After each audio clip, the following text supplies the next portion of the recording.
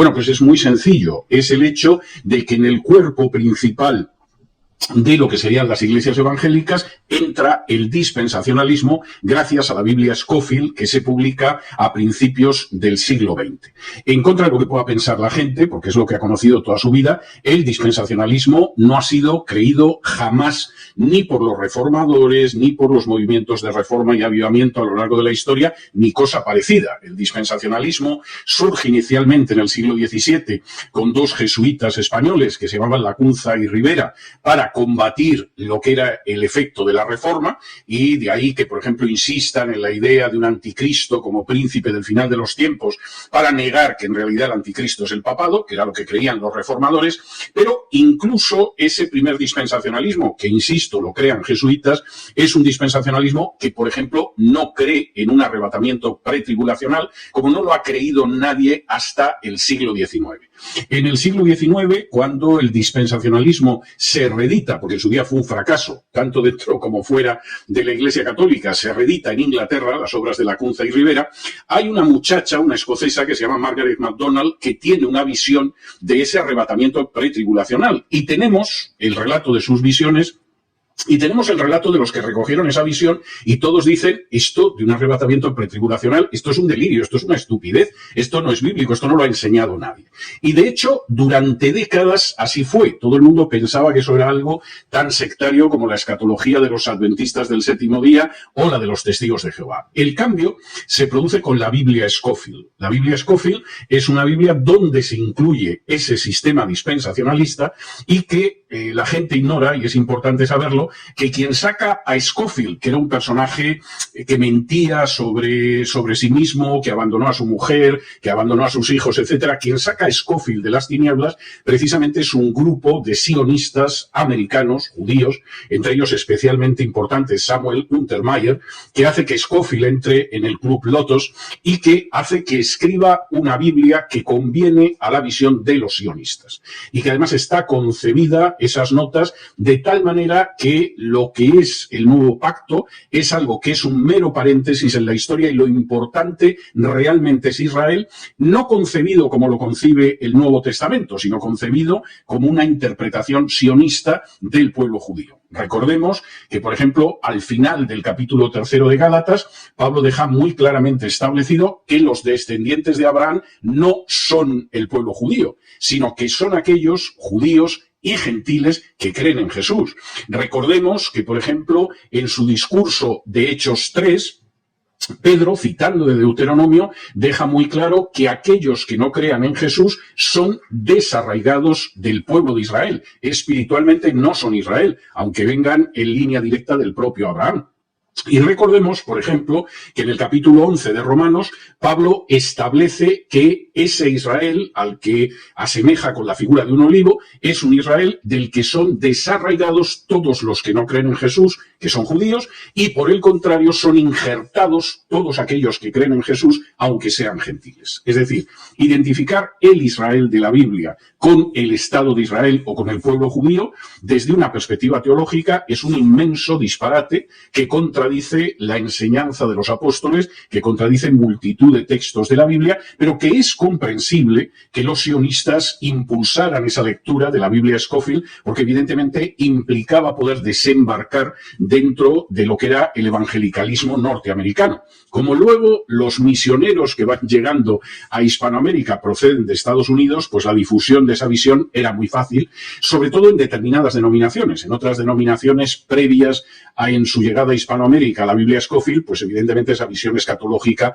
no se produjo jamás. Y estos son hechos históricos que por regla general se desconocen y que tienen muy malas consecuencias, porque al final el tener una idea errónea de quién es el pueblo de Dios, de qué es Israel realmente en la Biblia, pues hace que se apoye un Estado que es secular, que además ha sido impulsado por fundadores totalmente ateos, de ahí que haya muchos judíos que rechacen en términos religiosos el Estado de Israel, y que sobre todo haga que la gente tenga unas simpatías que no derivan en absoluto de una cosmovisión bíblica, sino de lo que le interesa a la propaganda sionista en un momento determinado.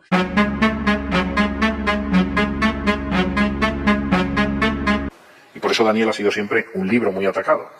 Quiero decir, una persona que lea Nahum que profetiza la destrucción de Nínive. Es un libro que no lo lee nadie, es un libro pequeño, digamos que no es un enemigo tan grave, pero Daniel sí. Y además, Daniel es un libro tremendamente interesante porque es un libro en el que se insiste mucho en la integridad del creyente frente incluso a aquellos que son más poderosos. Y lo menos que desea el mundo en el que vivimos y en el que han vivido otros creyentes es que los creyentes sean íntegros y estén dispuestos a llegar hasta el final para ser obedientes a su Señor. O sea, ese es el personaje más odioso dentro de la mentalidad del mundo. Y Daniel, sin embargo, hace un énfasis tremendo en eso, porque está escrito por una persona que fue deportada bajo Babilonia y que después vivió bajo Persia y que además vio lo que sucedía después, hasta Roma y el Mesías. Y efectivamente es un libro muy incómodo, es muy molesto. Por eso a mí me duele mucho cuando la gente se dedica a hacer escatología ficción, con un libro que es muy serio. La que yo he dado es una versión universal de la interpretación de las 70 semanas hasta el siglo XIX. Es decir, la interpretación habitual, histórica de las 70 semanas es la que yo he dado hasta el siglo XIX. En el siglo XIX surge un sistema de interpretación escatológico que se llama el dispensacionalismo y que se populariza mucho. Se populariza mucho en América, tengo que decir. Es decir, en Europa hay gente que también lo es, pero es muy popular en América fundamentalmente porque se extiende mucho en Estados Unidos y prácticamente no hay locura que no se les ocurra a los gringos que no la acaben exportando al sur del Río Grande. Digo esto con todos los respetos del mundo, pero lo veo así. Y eso hace que se extienda mucho en nuestras iglesias. Y, por supuesto, porque además ha dado lugar a novelas que son muy entretenidas. Es decir, yo no me he leído toda la serie de Dejados Atrás porque mi paciencia no llega tanto y tampoco dispongo de tanto tiempo, pero son muy entretenidas. Bíblicamente me parecen un disparate, pero son entretenidas. Y las películas también. Las de Dejados Atrás, no sé cómo, en inglés es Left Behind, ¿no? Se llaman también Dejados Atrás en español, yo lo conozco en inglés. Entonces, a mí me parece que habría que poner, igual que en las películas de Hollywood pone que todo parecido entre esta película y la realidad es pura coincidencia, en estas películas habría que poner que todo parecido entre la Biblia y la película es pura coincidencia. Pero, aparte de eso, es decir, son entretenidas, pasas un rato y tal, pero eso es una interpretación que en términos de historia del cristianismo apareció ayer por la noche. Es decir, nunca la hubieran sostenido los reformadores, no la sostuvo movimientos de reforma posterior a la reforma del 16, como pudieron ser los metodistas, los bautistas, etc. Y eso es algo que entra dentro de la historia del cristianismo con mucha fuerza a mediados del siglo XIX. Entonces, quizá me seduciría la idea de enseñarles algo que no ha enseñado nadie, pero es que realmente no es así. O sea, no crean ustedes que he descubierto una interpretación maravillosa de las 70 semanas que nadie había visto. Les adelanto que no. Es una interpretación clásica, por lo menos desde el siglo XVI, si no más, desde la Reforma. Y por otro lado, es fácil, porque cuando tú vas haciendo números, evidentemente los números te salen. Es decir, la muerte de Jesús, el nuevo pacto, el sacrificio, uno para siempre, etcétera, es a mitad de la semana 70. O sea, tú tienes que quebrar y torcer la cronología histórica y bíblica para que te quede una semana 69 y digas, bueno, esto se para aquí y la semana 70 está milenios en el futuro. Y esa es la realidad. Es decir, Jesús murió el año 30. Y apareció el año 26, que es el último año de la semana 69, tal y como estaba profetizado. Porque Dios es muy exacto en sus tiempos. O sea, esa es la realidad. Y cuando dijo que ibais a estar una serie de años en Egipto como esclavos, efectivamente fue así. Y cuando dijo que el destierro en Babilonia iba a durar 70 años, no duró 65 ni 75, duró los 70 años. Es decir, Dios es enormemente exacto. Y cuando dijo que iba a estar en la tumba 3 días, pues no fue semana y media. Es decir, y cuando dice, por ejemplo, el número de tardes y mañanas que el santuario del templo de Jerusalén iba a estar profanado, no fue ni un día menos ni un día más. Cuando Antíoco IV profanó el templo de Jerusalén, el tiempo que estuvo profanado fue exactamente día por día lo que había sido profetizado por Daniel. Es decir, Dios es exacto, nosotros no. Llegamos tarde a los sitios y a veces no llegamos, pero Dios es meticulosa y escrupulosamente exacto en el cumplimiento de su tiempo.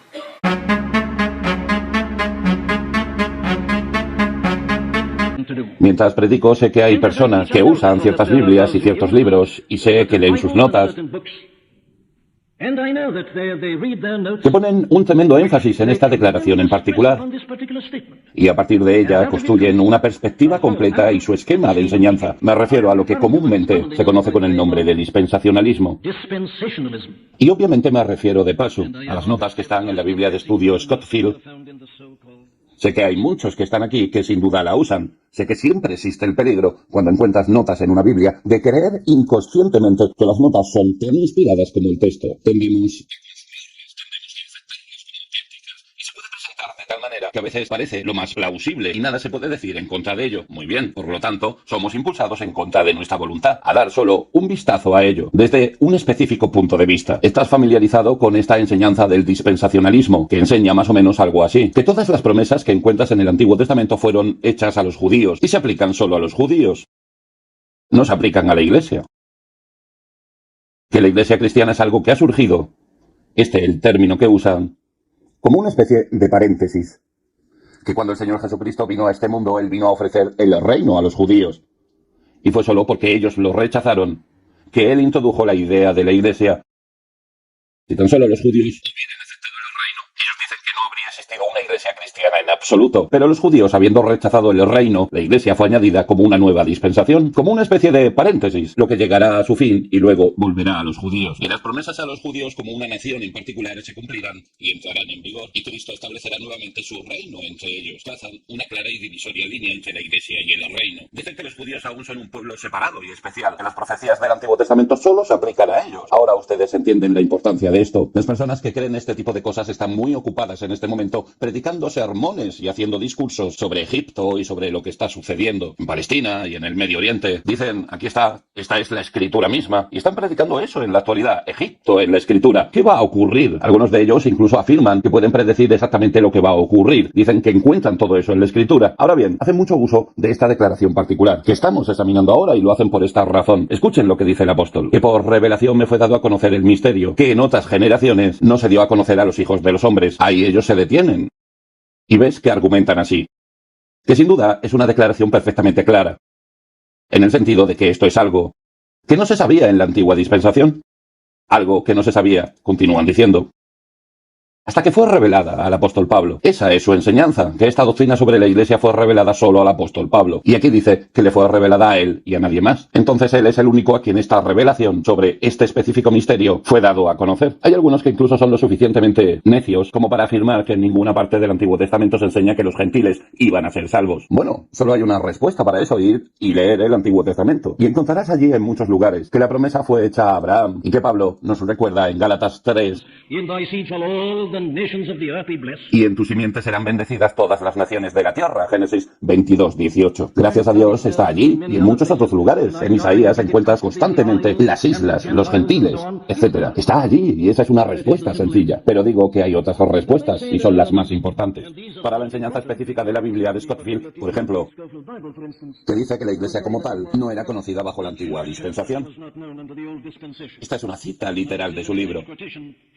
La Iglesia corporativamente no está en la perspectiva de los profetas del Antiguo Testamento. Luego, entre paréntesis, para probar este argumento, Efesios 3:1-6. Efesios 3:1-6, según esa afirmación, indica que la Iglesia corporativamente no está en la perspectiva del profeta del Antiguo Testamento. Si estás interesado, lo encontrarás en la introducción a los libros proféticos del Antiguo Testamento, en aquellas notas específicas. Bueno, entonces, ¿qué tenemos que decir a esto? Quizás para completar mi exposición, antes de llegar a mi respuesta, hay un sistema de ultradispensacionalismo, no el que encuentras en esas notas, pero está asociado al nombre del Dr. Bullinger. El que va tan lejos como para decir esto, que es solo aquí, en Efesios 3, que rara vez tenemos el Evangelio del Nuevo Testamento que se aplica a nosotros. Eso fue lo que enseñó. Dijo que los Evangelios no tienen nada que ver con nosotros en absoluto. Era solo para los judíos. Aquí en Efesios 3 dicen, está el mensaje para esta era, para judíos y gentiles en la Iglesia. Incluso fue tan lejos como para afirmar esto. Bueno, no nos preocupa las singularidades, pero abordemos esta pregunta en general. ¿Cuál es la respuesta a esto? Sin duda, la doctrina sobre la Iglesia fue enseñada claramente por nuestro Señor y Salvador Jesucristo. Consideremos lo ocurrido en Cesarea de Filipo, cuando él le dijo a Pedro, sobre esta roca edificaré mi iglesia. Ahora seamos justos, las notas de Scofield tienen que admitir que él expresó eso. no hacen mucho uso de eso, pero son honestos para admitirlo. Dicen que él no lo dijo muy claramente. Está bien, pero el hecho es que él sí lo hizo. No solo fue revelado a Pablo, ya había sido revelado antes. Nuestro propio Señor lo enseñó. Pero retrocediendo encontramos esto. ¿Qué fue lo que Pedro predicó en el día de Pentecostés? Cuando surgió la pregunta, varones, hermanos, ¿qué haremos? La respuesta de Pedro fue, arrepentíos y sed bautizados en el nombre del Señor Jesucristo y recibiréis el don del Espíritu Santo, porque la promesa es para vosotros y para vuestros hijos y para todos los que están lejos. Es decir, los gentiles. Por supuesto, él y Juan obviamente entendieron este principio cuando descendieron a Samaria. Cuando leemos el relato de Hechos 8, reconocieron que los samaritanos, que no eran judíos, también habían ingresado y habían recibido los beneficios de la salvación. Y les impusieron las manos y recibieron al Espíritu Santo. Y, por supuesto, Pedro, en el evento dramático que ocurrió antes de que él fuera a la casa de Cornelio, fue llevado a ver la misma verdad. Fue necesario una visión presente.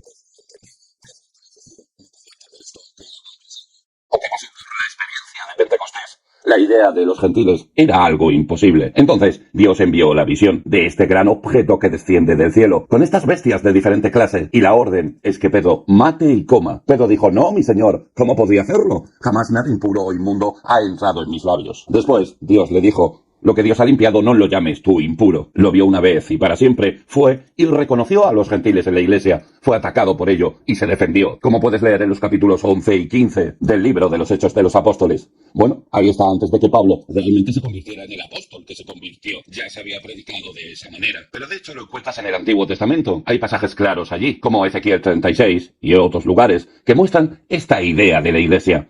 Pero volvamos al principio. Está allí como argumento Pablo en Gálatas 3. En Abraham. En toda la promesa a Abraham es perfectamente clara y definida, pero esto es lo que es inmediatamente importante aquí. Aprendemos al examinar todo esto el peligro de tener una teoría e imponerla a la Escritura.